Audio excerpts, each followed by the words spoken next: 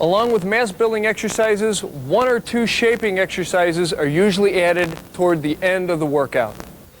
The chest is one of the largest muscle groups in the upper body, and as such functions together with other muscles such as the deltoid and the triceps. That is, most chest exercises involve these other muscle groups to varying degrees. While it is almost impossible to completely isolate the pecs during training, you can help focus on them during each repetition by mentally concentrating on the contraction and by using proper form. That mental focus is critical to keep in mind as we discuss the following exercises. So let's start with the granddaddy of all chest movements, the barbell bench press.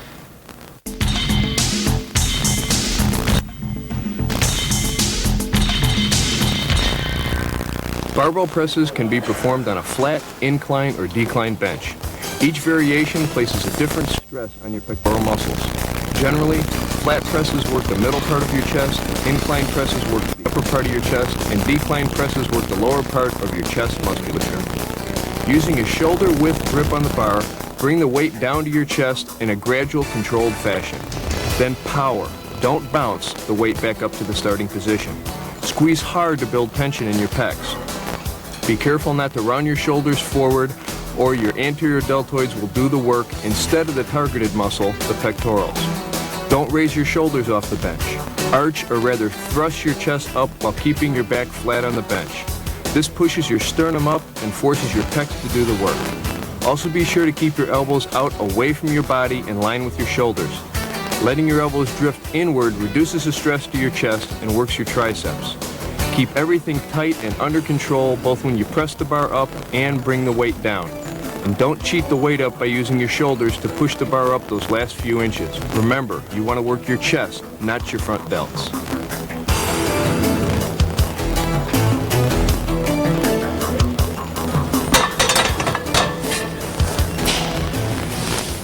The decline press is a real good mass builder for the chest. If you want to get big, don't make the mistake of bouncing off your chest. Make sure to keep the speed of the movement the same coming up as you are coming down. Now let's move on to dumbbell presses.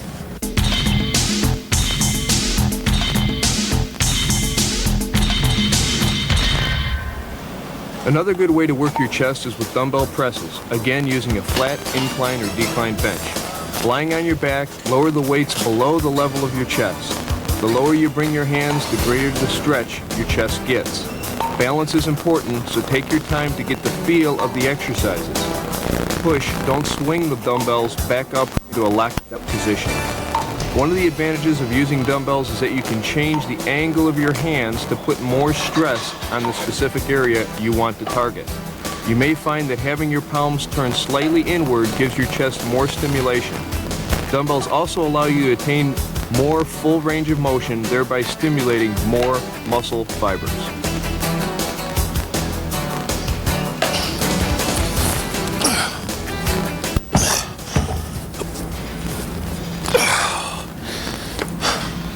I prefer the dumbbell presses to the barbell press because of the fact of the stretching that I get and the isolation also, which I don't get from the barbell press. Now we're going to move on to some shaping exercises.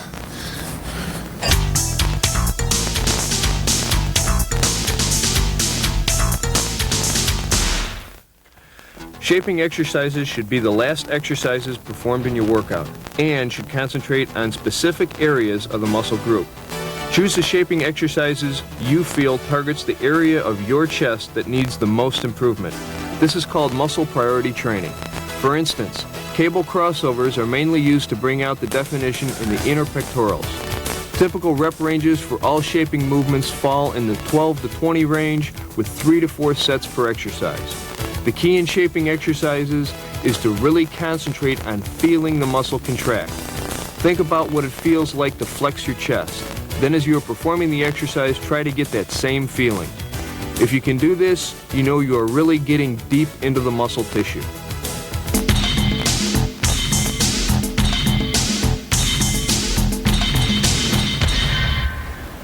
Again, like presses, flies can be performed on a flat, incline, or decline bench, or with cables to put a different angle of stress on your pectorals.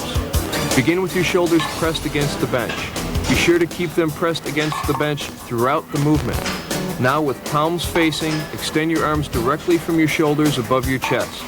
Bend your arms slightly and keep them bent throughout the exercise. Keep your elbows back, slowly lower the dumbbells directly out to your sides and downward in an arcing motion. Lower the weights in a gradual, controlled manner to give your pecs the maximum stretch.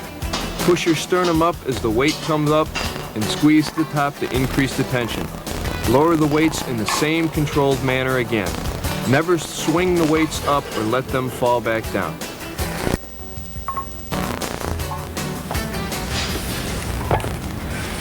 For a really thick chest, inhale as much air as you can on the down stretch. And remember, keep your elbows slightly bent. This will stimulate the entire muscle group. Let's move on to bar dips.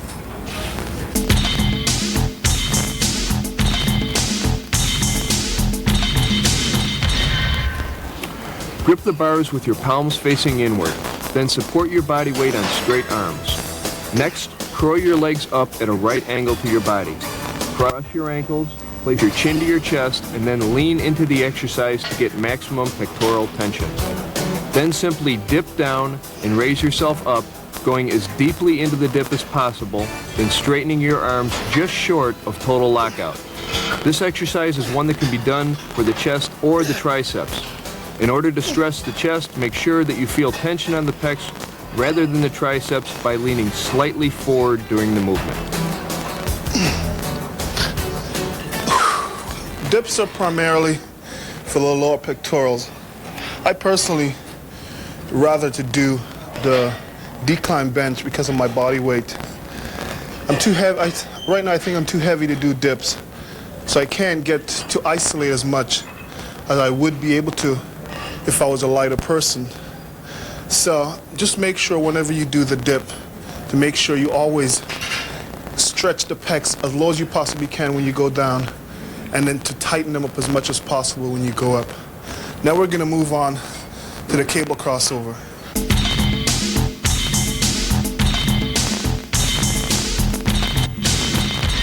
Cable crossovers are used to shape, define, cut, and chisel the chest. Grab the loop handles on the high pulley cables. Stand between them with your feet slightly apart, then bend slightly forward from the waist. Remember, on this exercise, we're working our pecs, not our arms or shoulders. Palms facing the floor, extend your arms up in front of your shoulders about 45 degrees, then slowly pull the handles down in a semicircular motion until your hands touch each other and are only about 6 inches from your waist. Hold this position, pausing to get the most from each contraction, then return to the starting point and repeat.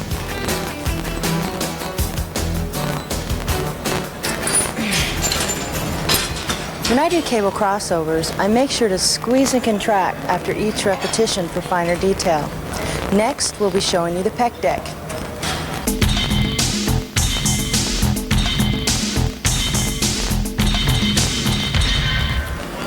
Most gyms have a pec deck machine to help you reach those sometimes difficult to get at inner pecs. Place your elbows behind the pads, arms vertical, fingers resting slightly over the edge. Let the machine pull your arms back to a stretch position. Then using your pectoral strength, squeeze the pads forward with your elbows until they touch. Hold for a peak contraction. Peak contraction is a method by which you keep full tension on a working muscle when it is in the fully contracted position. For example, when you do a pec deck fly, never grab your hand or hold the pads together with your hands between reps. By doing this, you would lose effective resistance at the peak of your contraction. You must keep constant tension on your muscles, which in turn helps to peak and striate your chest. Then slowly return to the starting position and repeat.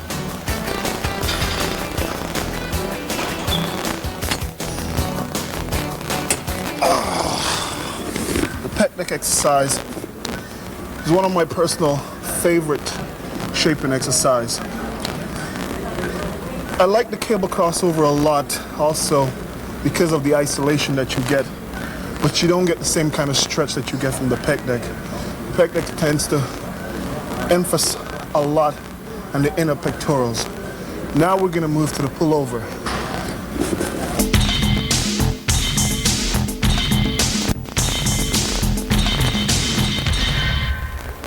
Begin by placing your upper back and shoulders across a flat bench, feet relatively wide apart, hips down below your shoulders. Then, utilizing a moderately heavy dumbbell, hold the dumbbell long ways and pull it over your head to a position arm's length above your shoulders. This is your starting position. From here, simultaneously bend your arms slightly and lower the dumbbell below your head as low as possible. Concentrate on stretching your pectorals on the way down and contracting your pecs on the way up.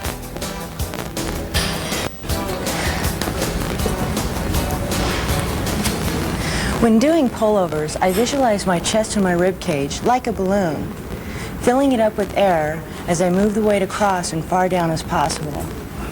This exercise is a perfect finishing touch for any chest routine.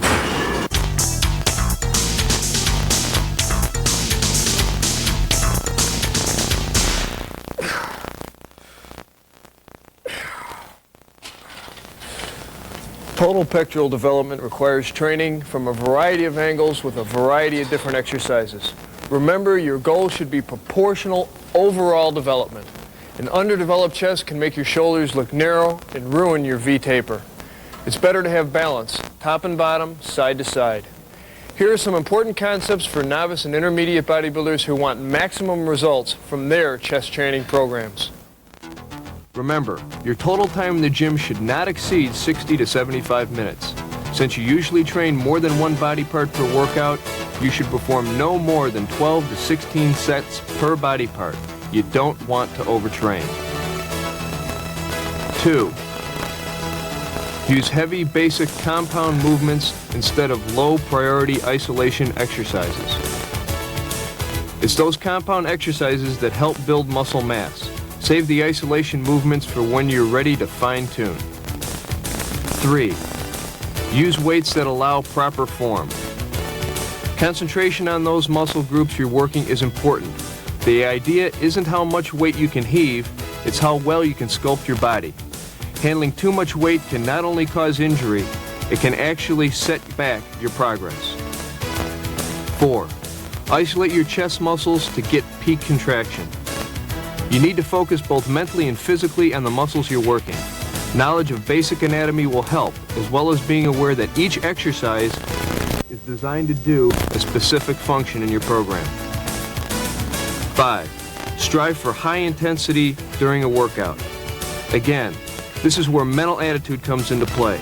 Come into the gym ready to work. Stay focused, then give your workout your best total effort. Knowing the symptoms provides you with a guide that will help you recognize if overtraining is slowing down your progress.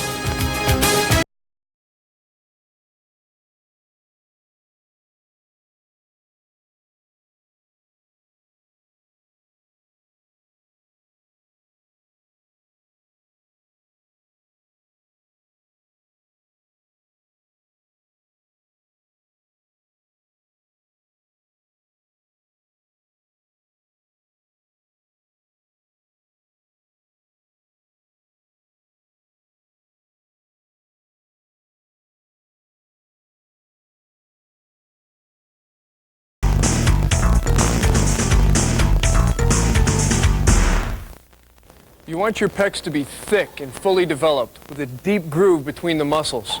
Your chest should be wide, thick, flared, and of course muscular. For this optimal development, be sure to work your upper, outer, inner, and lower pectorals. The rib cage should be high and deep to help give your chest and torso thickness, and your serratus muscles, the small muscles that frame your pecs, should be highly defined.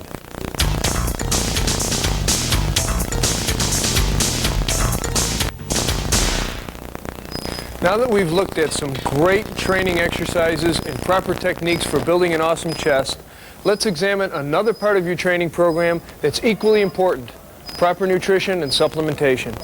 It's proper nutrition that gives your body the fuel to propel your muscles to the height of success. Here are a few vital concepts for optimal nutrition. 1. Eat 4 to 8 times throughout the day. This helps your body maintain constant blood levels of amino acids and carbohydrates for constant energy, maximum glycogen storage, and positive nitrogen balance. It is much easier for your body to assimilate and utilize a constant influx of nutrients, as opposed to taking in massive amounts at one time. Eat your pre-workout meal 60 to 90 minutes before your workout. I use the Victory Flex Fire as part of my pre-workout meal. You may also want to include high complex carbohydrate foods such as yams, pasta, potatoes, breads, etc. Just remember, try to get between 20 to 50 grams of high-quality protein in your pre-workout meal. 3. Make sure to take in carbohydrates 15 to 30 minutes after your workout. This is critical. Studies have shown that your body can store nearly twice as much glycogen at twice the rate if you take in carbohydrates when your body is depleted directly after training. This window of opportunity starts to close about 45 minutes after training. It takes approximately 50 to 100 grams of carbohydrates depending upon body size to do the trick. If you miss the opportunity to refill your energy supply, you risk breaking down your muscle tissue. You want to replenish your body with maximum stores of protein-sparing glycogen. An excellent supplement for this purpose is the new Victory CarboFire Multi-Lactate Drink. 4. Eat a high-quality protein meal 60 to 90 minutes after your workout. This is a time when your body is starting to replace amino acids lost during training and is beginning to repair and build new tissue. If you miss this important meal, be assured that your body will be in a catabolic state. That is not something you want to have happen. A good high-quality protein meal with at least 30 to 50 grams of protein is essential at this time. Without it, you take the risk of all your work going down the drain. Again, Victory Flex Fire or Mega Mass 2000 is recommended with this meal. 5. Supplement with branched-chain amino acids. Branched-chain amino acids, or BCAAs, leucine, isoleucine, and valine are broken down to some degree during your workouts. Your goal is to minimize that catabolic breakdown and spare your hard-earned muscle tissue. Supplementing with branched-chain amino acids before and after your workouts can help you do that. I recommend using Victory Restore 1030 aminos to supply your body with branched-chain amino acids. 6. Be sure to get enough quality and quantity of protein. Studies on bodybuilders suggest that protein needs vary from 1 gram to nearly 2 grams of protein per pound of lean body mass. Muscles are made of protein. Good protein sources come from chicken, fish, turkey, egg whites, dairy products, if you can tolerate them, and a wide variety of vegetables. If you don't provide your body with the protein it needs when it needs it, it can fall into a situation of negative nitrogen balance and become catabolic. That can lead to muscle breakdown. Remember that growth and recuperation occurs when your body is in a positive nitrogen balance and an anabolic state. The Victory line has a number of products that contain quality protein. These include Mega Mass 2000, Anabolic Mass, Anabolic Power, Anabolic Cuts, and Flex Fire. As crucial as a workout is, all bodybuilders stress the importance of proper nutrition in shaping one's physique. Just ask Shelley Beatty. For me, the hardest part of dieting is the way it gets in the way of my social life. I'm very social and I like to go out on the weekends and go dancing and things like that. I like to go to potlucks and my friends always invite me over and things like that. I have to keep away from parties and the heavy eating scene, and so I kind of become a little bit more isolated than I normally am. And it gets kind of lonely sometimes, so that's about it. I've used a lot of different name brands of supplements, and I've come to like the Victory line the best. The reason why is basically because it teaches you when to take it, how to take it, and what they do. And they're the best. For Shelley's first meal of the day, she'll consume between 8 and 12 egg whites with salsa, 3/4 cup of oatmeal, and 3 low-fat tortillas. In addition, she'll supplement from the Victory line Power Base, Restore 1030 aminos, ferulic acid, and biochromium. For Shelley's second meal of the day, she'll have 3 medium chicken breasts and 3 cups of broccoli. In addition to the supplements, Fat Burner Lipotroplex Pack, Power Base, Restore 1030 aminos, and ferulic acid. For Shelley's third meal of the day, she'll have 1 tuna patty, which is cooked tuna, oatmeal, and mustard, along with a tossed green salad and fat-free dressing. To supplement this meal, she'll have Restore 1030 aminos, ferulic acid, and a post-workout pack. During her fourth meal of the day, Shelly will again consume 8 to 12 egg whites with salsa and 3/4 cup of oatmeal. In addition, she'll supplement with ferulic acid and Power Base. Shelly also supplements before her workout with Fat Burner Lipotroplex Pack, after her workout with Power Force Total Plex Pack, and at bedtime she'll supplement with Mass Amino 5000. On the Mongo mass building scene, few compare to Canadian transplant Paul Dillette, who plans on competing in a huge 260 pounds packed onto his 6'2" frame.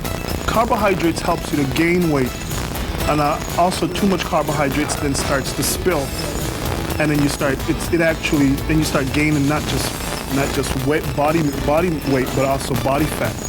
So that's the main reason for cutting back on the carbohydrates and increase the protein while you're dieting to maintain the muscle mass. I choose to use the Weeder Victory line because, like I said, I like it. I like what it's done for me. And there are times when people ask me what products do I use, and when I do tell them what I use, I think sometimes they think that because I'm on the contract, I'm obligated to say that. But I'm not telling them that because I'm on a contract. I tell them that because that's the product I believe in. For Paul's first meal of the day, he'll have 3 cups of oatmeal with honey and raisins and 2 servings of milk egg protein shake. He'll supplement with Power Force Total Plex Pack, Mass Amino 5000, Restore 1030 aminos, and Fat Burner Lipotroplex Pack. For Paul's second meal of the day, he'll have 1 can of tuna, packed in water, and 1 cup rice. For Paul's third meal of the day, he'll have 3 chicken breasts, 2 pieces of fresh corn, and 2 baked potatoes, as well as supplements, including Mass Amino 5000, Power Force Total Plex Pack, and Restore 1030 aminos. For Paul's fourth meal of the day, he'll have a 16-ounce Mega Mass 2000 shake, which is 1,090 calories, including 55 grams of protein, 211 grams of carbohydrate, and only 3 grams of fat. For Paul's fifth meal of the day, he'll have 1 can of tuna, 1 cup of rice, and 2 bananas. For Paul's sixth meal of the day, he'll have another 16-ounce Mega Mass 2000 shake.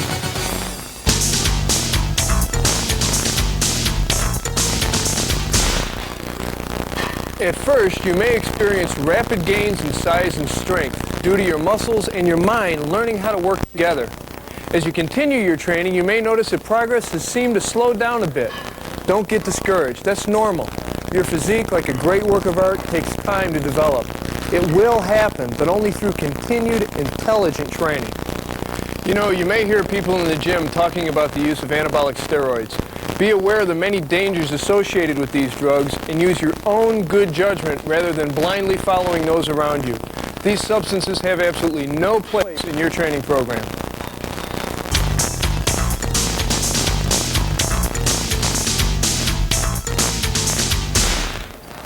If you saw Volume 1 of the Victory video series, How to Build Mega Mass, you notice we talked a lot about mental attitude. We cannot express strongly enough how powerful a tool your mind can be in accomplishing any goal. Believe in yourself both inside the gym and out. Commit yourself fully to your training and you'll be successful. Watch for signs of overtraining which can interfere with your progress and positive attitude. And keep a training journal not only to document your progress, but to help set new goals for your next workout. A great way to maintain a positive attitude is by staying informed. Muscle and Fitness and Flex magazines offer solid sources of up-to-date information and lots of inspiration to help you develop a training program that suits your unique goals. We hope this instructional video has given you the tools to help you build that massive chest. Remember, with consistent training, proper nutrition, and adequate recuperation, you're well on your way to achieving your personal goals. Good luck, and thanks for watching.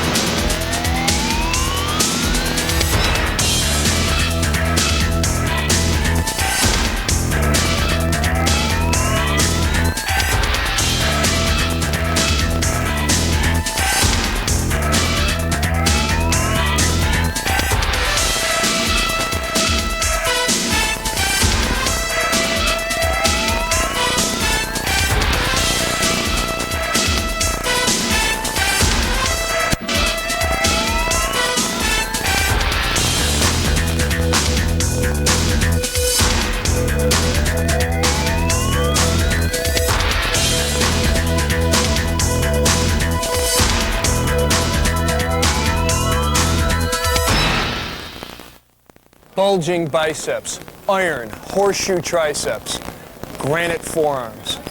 Picture any bodybuilder and the first image that comes to mind.